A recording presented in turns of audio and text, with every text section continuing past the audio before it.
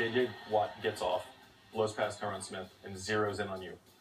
Walk me through the rest of that play.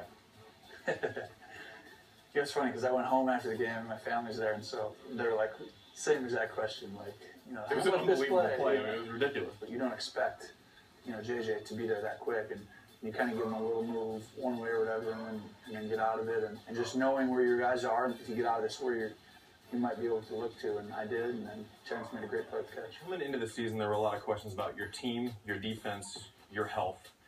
What's the most surprising part to you about being 4-1?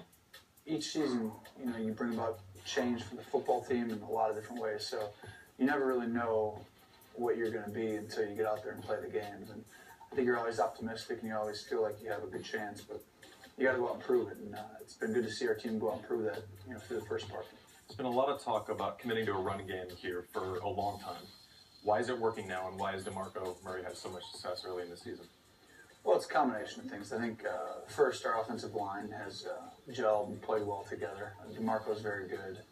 I think when you add those things up with the ability to throw the ball at the level that we can, it just creates a lot of pressure on the defense. DeMarco has more carries than any other back in the league by a sizable margin.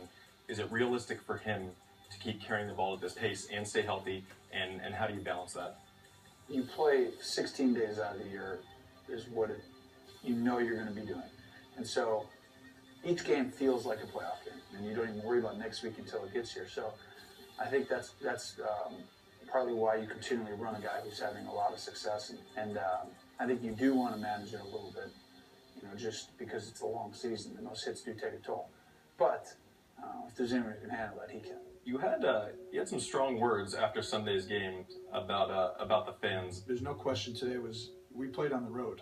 I mean, in that football game, throughout a lot of it. More than anything, you can just tell by the crowd noise. I can't say the media anymore because I'm here interviewing you. So, but a lot of people reported those comments kind of as an attack on Cowboys fans.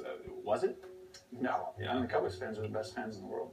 You know, in that specific game, you know, you just obviously don't want to be going to the silent count and situation, but it's also Houston, and it's an in-state rival, and it's, you know, I can understand it. I don't think it'll be like that going forward. My take is the crowd was just trying to get you ready for the 12th man in Seattle. How much are you looking forward to going up against the Seattle defense?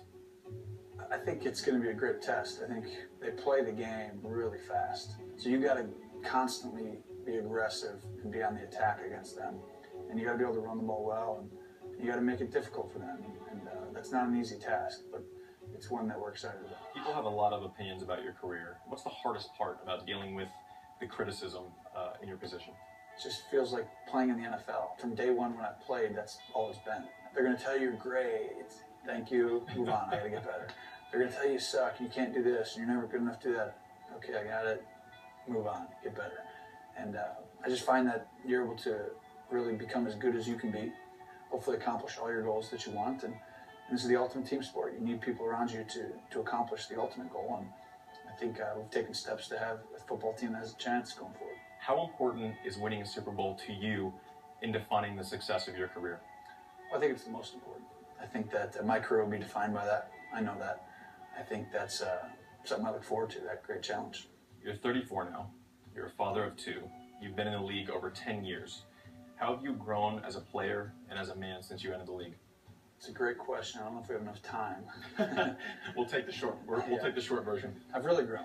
I think for me, as a player, you just develop, and it's kind of that 10,000 hour, you know, outliers in the book. They talk about you kind of start to perfect your craft as you continually evolve and do it, you know, a million times. As far as being a man, well, you grow up.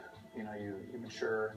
You start to understand what are the real important things in your life and the things that are going to be there, you know, forever. If you could go back and talk to that younger version of yourself, what piece of advice would you give? It'd be about 90,000 pieces of advice I'd probably give them.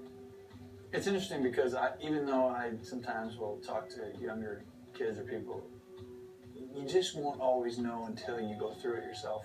And so, I mean, there's a lot of things I'd like to have done different, but it's also like, you know, that's kind of what shaped me into the person that I am today. And I'm okay with how it's gone. I just got to go win a championship, and then I'll be all right going forward.